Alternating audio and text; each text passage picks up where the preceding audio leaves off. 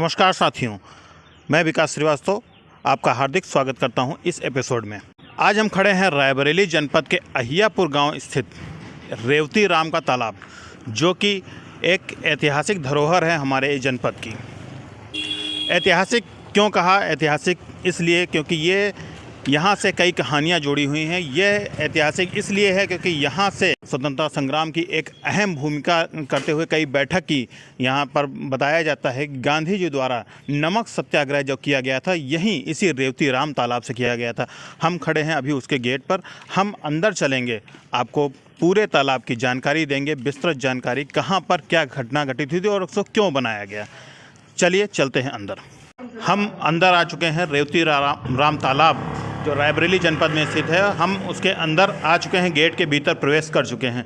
ये गेट जो हमने हाथ से पकड़ रखा है, इस गेट की भी एक अनोखी कहानी है।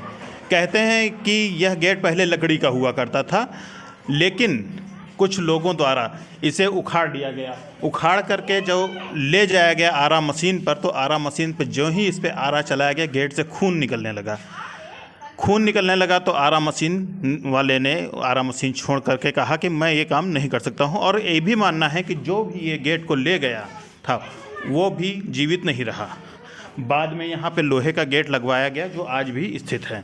आप ऊपर छत पे ले जाते हैं, बारादरी जो छत पे बनी हुई है, ऊपर छत चौड़ी सी बनी हुई है बरामदे टाइप में, वहाँ पे लेके जाते हैं। और साथ ही यहाँ पे मंदिर भी है। एक तरफ शंकर भगवान का मंदिर है और दूसरी तरफ हनुमान जी का मंदिर है, जो उसी समय बना था जब ये तालाब का निर्माण हुआ था और गेट बनाया गया था। आप देख सकते हैं, दूसरी तरफ भी हम आपको दिखा देते हैं। यहाँ पर भी ये सीढ़ियाँ बनी हुई हैं और ये सीढ़ियाँ हैं और ऊपर खिड़की भी बनी हुई है। ये मंदिर है हनुमान जी का, यहाँ पर हनुमान जी विराजमान हैं। अब हम तालाब की बात करें, ये तालाब है और तालाब देख सकते हैं आप दूर दूर तक। यही ऐतिहासिक तालाब है। कहावतें हैं, मान्यताएं हैं कि ये तालाब का पानी साल में 4 बार रंग बदलता है मौसम के अनुसार। पता नहीं कितना सच है और क्या मिथ है, लेकिन यहाँ पर तालाब की कहानी है कि 7 कुएँ खुदवाए गए थे, एक के बाद एक 7 कुएँ खुदवाए, लेकिन पानी न निकला था। पानी नहीं निकलने की वजह से कुछ पूजा पाठ कराई गई, तब जाकर के यहाँ पर पानी निकला था। 7 कुएँ हैं आपके। एक ये जो स्तंभ बने हुए दिखाई पड़ रहे हैं, जो रेलिंग वाले हैं, यही 6 कुएँ हैं। किनारे किनारे 2 सामने आप देख सकते हैं, उस तरफ 2 इधर हैं और 2 उधर हैं। 6 कुएँ हैं, एक कुआँ बीच में है जिससे पानी निकलता रहता है। और यही कारण है कि इसका पानी कभी भी खाली नहीं होता, सूखता नहीं है, एक लेवल से ही घटता बढ़ता है। इसके अतिरिक्त कहीं पे पानी नहीं जाता है, जो भी रहता है समतल रहता है, समान लेवल। और साथ ही साथ आप सामने देख सकते हैं, वहाँ झरोखे बने हुए जो कि सुरंग है। जब पानी ऊपर हो जाता है, उसके स्तर से ऊपर होता है, तो पानी उसी सुरंग के रास्ते बाहर नाले में निकल जाता है। अब हम आगे ले चलेंगे, आपको और भी दिखाएंगे। अब हम आ चुके हैं तालाब के दूसरे हिस्से में, जहाँ ये अंदर एक बाउंड्री बनी हुई थी, हमने बाहर से आपको दिखाया था। यह एक उसके अंदर आ चुके हैं। यहाँ पर देखिए, महिलाओं के स्नान करने के लिए ये जगह बनाई गई थी। आइए दिखाते हैं आपको नज़दीक से थोड़ा सा। ये यहाँ पे महिलाओं के स्नान करने के लिए स्थान बनाया गया था। और साथ ही साथ उधर दोनों तरफ ये चैम्बर्स बने हुए हैं जिनमें कपड़े बदलने की व्यवस्था रहती थी। और इधर हम आपको दिखाएं, सामने की तरफ एक ये हॉल बना हुआ है, जो ऊंचे ऊंचे कमरे हैं, हॉल बना हुआ है। यहाँ पर सत्याग्रह का आंदोलन भी हुआ गया था, बताया जाता है। महात्मा गांधी, जवाहरलाल नेहरू और अन्य बड़े नेता, यहाँ तक कि इंदिरा गांधी जब 8 साल की थी, तब यहाँ रायबरेली जनपद में नमक सत्याग्रह आंदोलन चलाया गया था। उस दौरान 3 जगह यहाँ पर चिन्हित की गई थी, जिसमें डलमऊ का किला और तिलक भवन, रो नदी, एक जगह यह भी थी रेवती राम का तालाब।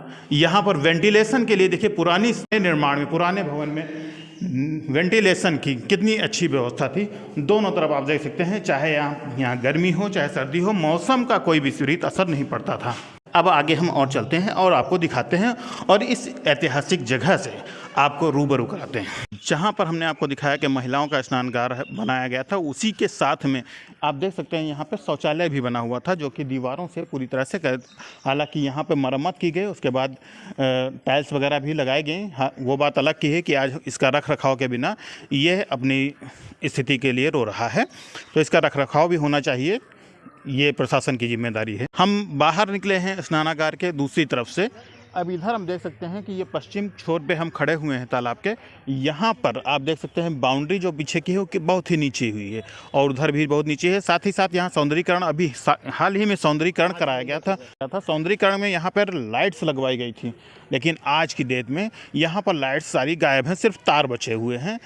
लोग लाइट सुरक्षा के अभाव में कहें या लोगों का क्या कहें, जनता तो जनता है, लाइट्स तक खोल ले गए, जबकि ये उन्हीं के लिए बनाया गया था, उन्हीं की ऐतिहासिक धरोहर है। अपनी धरोहर को नुकसान पहुंचाना हमारी परंपरा रही है। कहीं ना कहीं देखा जाए तो कुछ लोग ऐसे मिल जाते हैं जो अपने ही धरोहर को नुकसान पहुंचाते रहते हैं।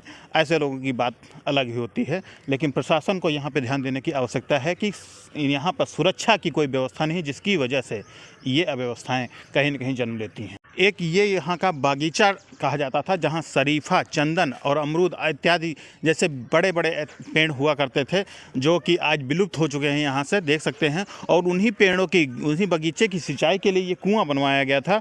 ये कुआं जो कि आज भी स्थित है यहाँ पर और इसमें पानी भी है, लेकिन ये देख रेख के बिना थोड़ा सा अधूरा है, गंदा भी हो गया है पानी। और इसी में अगर बोरिंग वगैरह करवा दी जाए तो शायद इसमें से पानी हमको मिल सकता है और यहाँ का जो क्षेत्र है बगीचे का, ये हरा भरा हो सकता है। फिर से यहाँ पर देखिए, आप देख सकते हैं सारे पेड़ सूख चुके हैं, पेड़ों में हरियाली आ सकती है, लेकिन ये प्रशासन का इंतज़ार कर रहा है कि कब प्रशासन इस पर सचेत होगा और इसकी रखरखाव में ध्यान देगा।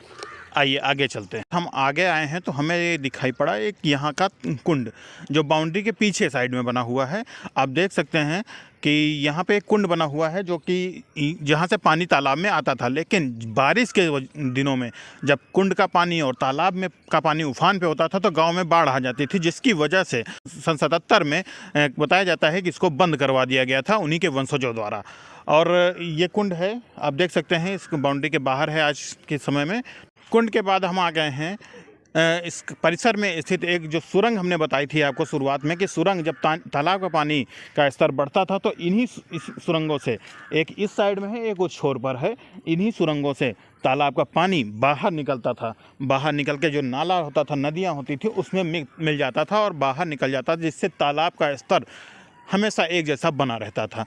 हम आ गए हैं, ये बारादरी जो बनी है, ये बारादरी बनाई गई थी लोगों के बैठने के लिए। आप देख सकते हैं बारादरी बनाई गई, लेकिन ये हालांकि पहले तो सिर्फ ऐसे ही पड़ा हुआ था। सन 2012 में सोनिया गांधी के संसद में से यहाँ पर एक छत भी डलवाई गई थी और बैठने की व्यवस्था करवाई गई थी। अब हम दिखाते हैं ये स्थान जो है, जो हमने कुएँ की बात कही थी, 7 कुएँ में से 2 इस साइड पर हैं, एक ये है और एक बारादरी के उस छोर पर स्थित है। अब हम आपको दिखा रहे हैं एक कुआं जिसके ऊपर स्लैब पड़ चुकी है ताकि गंदगी न जाए, बाकी नीचे जालियां लगी हुई हैं जिससे पानी आता जाता रहता है। हम इस कुएं के ऊपर चढ़े हैं और सेम इसी तरीके से 2-2 करके आप देख सकते हैं, 2 उस छोर पे हैं और 2 गेट के सामने तरफ हैं और एक मैं खड़ा हुआ हूँ और एक बारादरी के उस छोर पर है। ये 7 कुएँ हैं, 6 कुएँ हो गए और एक कुआँ 7वां जो बीच में है, जो पानी कम होने पर उसकी रेलिंग उसके ऊपर भी बनी हुई है इसी तरह की, वो दिखाई पड़ती है। ये 7 कुएँ हैं जो कि इस तालाब का मूल कहा जाता है। तालाब परिसर में जो बागीचा बना हुआ था, अब हम बागीचे के दूसरे छोर पे आ गए हैं, जहाँ पे आप देख सकते हैं बागीचा भी है और टंकी पानी की वो आप देख सकते हैं वो दिखाई पड़ रही है। टंकी के बाद अब हम यहाँ से जो रास्ता बना हुआ है, यहाँ से हम बाहर निकलेंगे और पहुँचेंगे इस जगह पर, जहाँ पर देख सकते हैं आप ढलान बनी हुई है। इसी क्षेत्र को गौ घाट कहा जाता है। गौ घाट इसका नाम क्यों पड़ा? यहाँ से जानवरों को पानी पिलाने के लिए ये व्यवस्था बनाई गई थी, ढलान बनाई गई थी ताकि जानवर आराम से आवागमन कर सकें और पानी पीने हेतु तो तालाब तक पहुँच सकें। आप देख सकते हैं यहाँ पे हालांकि सौंदर्यीकरण हुआ है, पुताई हुई है, इस वजह से थोड़ा सा अच्छा दिख रहा है। हालांकि साफ़ सुथरा होना चाहिए इसको, जो कि चलिए मौसम की बात है तो गंदगी होती रहती है। और साथ में आप इधर देख सकते हैं ये पानी पीने के लिए ये सौंदर्यीकरण के दौरान बाद में बनवाया गया है। पानी की टोंटियाँ हैं, उधर टंकी बनी हुई है, ये बरामदा और वो बरामदा और किचन, उधर देख सकते हैं आप किचन बना हुआ है। ये 2012 में सोनिया गांधी के सांसद निधि से करवाया गया था। और ये देखिए आप इसको गेट उधर भी एक लगाया गया है गौ घाट की तरफ से। जब यहाँ पे मेला लगता है, आपको बता दें ये भी एक इतिहास है में दर्ज है कि जन्माष्टमी के 6 दिन बाद यहाँ पे एक मेला लगता है, विशालकाय मेला, जो कि एक ऐतिहासिक मेला कहा जाता है। दूर दूर से लोग उसको देखने आते हैं और उस मेले के दौरान यहाँ पे काफ़ी भीड़ होती है। तो इस गेट को भी खोल दिया जाता है ताकि जनता यहाँ पर आसानी से पहुँच सके और यहाँ पर अपना मेले का आनंद उठा सके। चलते हैं आगे, दिखाते हैं आपको कि आगे भी यहाँ पर हमारे साथ आप देख सकते हैं कि झूले भी लगाए गए हैं। सौंदर्यीकरण जब हुआ तो देख सकते हैं यहाँ पे झूले लगाए गए। यहाँ पर आज चूँकि रविवार का दिन है, बच्चे झूले का आनंद ले रहे हैं। शाम भी हो चुकी है, आप देख सकते हैं झूले लगे हैं। अव्यवस्थाओं के कारण ये लाइट्स और झूले कुछ टूट चुके हैं, कुछ ख़राब हो चुके हैं। ये थोड़ी अव्यवस्थाएं हैं जिन पर प्रशासन को ध्यान देने की आवश्यकता है। रायबरेली जनपद का ऐतिहासिक धरोहर जो हमने आज आपको दिखाई, जहाँ पर स्वतंत्रता संग्राम के दौरान की आंदोलन भी हुए, बैठक भी हुई, सत्याग्रह भी हुआ, नमक सत्याग्रह जो हमने बताया आपको, नमक सत्याग्रह आंदोलन भी हुआ, सब हुआ। इसी वजह से ये एक स्थान एक ऐतिहासिक स्थान के रूप से जाना जाता है। इतिहास साक्षी है इस बात का कि ये एक अनमोल धरोहर है। लाला रेवती राम जिसके नाम पर ये तालाब पड़ा, आखिर वो कौन थे? हम जानते हैं, उन्हीं के वंशज हमारे साथ यहाँ पे उपस्थित हैं। हम उनसे भी चर्चा करेंगे कि वो थोड़ा सा इस पर प्रकाश डालें। दादा, शुभ नाम आपका क्या है? करुणाशंकर। आप उनके वंशज हैं आप? जी हाँ, हमारे यहाँ जो है ये रेवती राम तालाब, रेवती राय जी जो थे हमारे चचेरे बाबा जी थे, वो बाल ब्रह्मचारी थे। और जिस समय जो है लखनऊ मंडल जौनपुर के नवाब के अंतर्गत था, जौनपुर के नवाब के अंतर्गत था, उनके वो वजीर थे। रायबरेली के सारे राजा उनके अधीन थे, कर देते थे, उसको लेके वो वजीर नवाब के पास पहुंचाते थे। और यहाँ पे 18 भूला जनपद बिखरा इतिहास एक पुस्तक है, उसके आधार पे मुझे जो पढ़ने पर मालूम हुआ कि गांधी जी और महात्मा गांधी जी और जवाहरलाल जी, मोतीलाल नेहरू जी ने यहाँ पे नमक सत्याग्रह की गुप्त भूमिका बनाई थी हमारे जनाना घाट में। उस समय इंदिरा जी 8 साल की हुआ करती थी और यहाँ पे 2 जगह पे जो है पुलिस को गुमराह करने के लिए था, एक दलमऊ किला, दूसरा जो है लोन नदी, तीसरा रायबरेली के जनपद के मध्य दीवानी कचहरी के सामने तिलक भवन था, जहाँ पूज्य महात्मा जी ने और इंदिरा जी ने मिलकर नमक का निर्माण किया और आंदोलन सफल हुआ। इस हिसाब से ये जो है ये एक ऐतिहासिक स्थल हुआ। हमारे परिवार में उस समय जो है 28 घर थे, 2800 घर जो है अंग्रेज़ों की लड़ाई में भेंट चढ़ गए। और मेरी जो कोठी थी यहाँ पे गांव के अंदर में, जहाँ पे आज 50 घर बने हुए हैं, 3 गेट थे, इस तालाब में भी 3 गेट थे और कोठी में भी थे, लेकिन उस कोठी का एक एक ईंटा खोद लिया गया। अंत समय में जब उनको पकड़ा गया राणा बेनी माधव के बाद, तो उनसे कहा गया आपके पास दौलत कहाँ से आई जो आपने तालाब इतना बड़ा बनवाया है, हर तीर्थ में आपने घाट बनवाए हैं। तो उन्होंने कहा हमारे तालाब चलो। उस समय रायबरेली का नाम बरौली हुआ करता था और दिल्ली जो आज कही जाती है वो कुरुक्षेत्र हुआ करती थी, वहाँ उनको पकड़ के ले जाया गया। उनसे पूछा गया अंग्रेज़ों के सामने कि आपने इतनी दौलत कहाँ पाई, तो उन्होंने कहा मेरे पास कुछ नहीं है। कई लोग कहते हैं कि आप रेवती राम जहाँ करते हैं वहाँ सोना पैदा होता है, तो उन्होंने कहा नहीं, ऐसा कुछ नहीं है, जो कुछ है मेरे तालाब पे है, आप चलो भिरोली चलो और वहाँ मेरे तालाब को भी देखा होगे, अब तो आपके अंडर में है और वहाँ जो है वो आपको दे देंगे। वो अचला लगाते थे, धनुष बाण रखते थे और घोड़े पे सवारी करते थे, राणा के जो है सहयोगी थे। और यहाँ जब उनको लेके आए तो उन्होंने कहा तालाब देखाओ, और लंगोटे से पारस मणि निकाली और तालाब में फेंक दिया। कहा तुम्हारी माँ ने दूध पिलाया हो तो निकाल लाओ। और उसके बाद मेरे पिताजी केवल अकेले बच्चे थे पूरे परिवार में 11 साल की अवस्था में, और उनसे उन्होंने कहा कि अब बेटा मैं घर में खाना नहीं खाऊंगा, अब गांव में जवार में भीख मांगूंगा। आज के ठीक 7वें दिन मेरे प्राण निकलेंगे, जब रात में तालाब हाथी के तरह चिल्लाएगा, आंधी तूफान आएगा, तो मेरे प्राण निकल जाएंगे। मैंने अपनी चिता लगा दी है, इसी पे मैं लेटा मिलूँगा और आके सुबह कहीं ले नहीं जाना, इसी तालाब का जल छिड़क के मेरे ऊपर इसमें चिता में आग लगा देना और वो आग की जो राख बचे उसको इसी तालाब में परवाह कर देना। इसमें चारों धाम का जल मिला है। मैं तर जाऊंगा, काम तो नहीं करने की कोई ज़रूरत नहीं, क्योंकि अकेले मेरे पिताजी 11 साल की अवस्था में थे।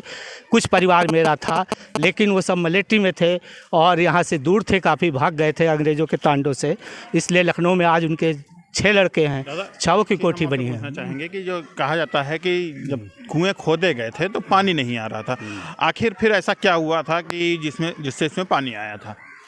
ये भैया ऐसी कहानी है कि कुएं पहले तालाब बना, कुएं खोदे गए, 7 कोने में 6 कोने में 6 कुएं आज जैसे आपने दिखाए हैं ये सेम है।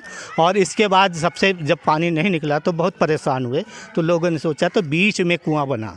उसमें कहावत है जो मैं जानता हूँ, मेरे पिताजी ने जो हम लोगों को बताया था कि ये उसमें जो है एक लड़का जो है वो कुंवारी कन्या और जो है लड़का जो छोटी अवस्था में थे उनको दुल्हन दुल्हन बना के उनको देखने के लिए भेजा गया और उसमें एक मछली नथ पहना के डाली गई।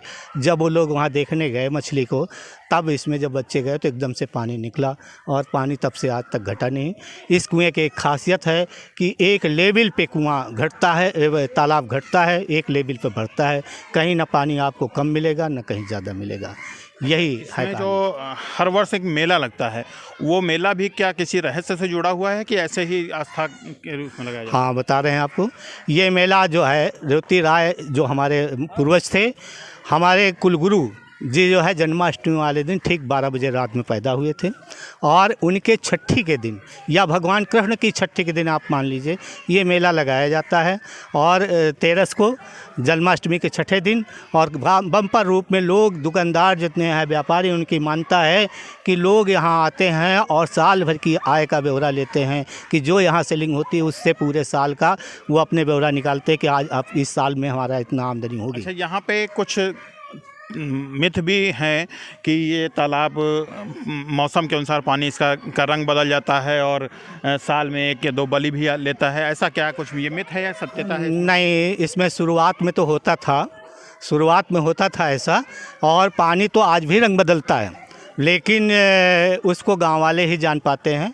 अधिकतर बाहरी लोग शिकार हो जाते हैं जो तैरने नहीं जानते और ज़बरदस्ती कूद जाते हैं, तैर नहीं पाते हैं, तो उनको गहरा है चूँकि ज़्यादा। हाँ, मतलब है कि कलर किस तरह से बदलता है मौसम के अनुसार, जैसा कि बताया आपने भी बताया कि रंग बदलता है, तो रंग कैसे बदलता है? कलर इसका जो है थोड़ा जो हरापन है, हरापन इसका स्वच्छ पानी है और जो है जब इसको ऐसा होता है तो कुछ खुनछौर में हो जाता है, जैसे लालपन आ जाता है जिसको गाँव के लोग जानते हैं। उस समय इस तालाब के अंदर कोई नहीं जाता है, तो चूँकि उस समय तालाब अपने आप खींच लेता है प्राणी को।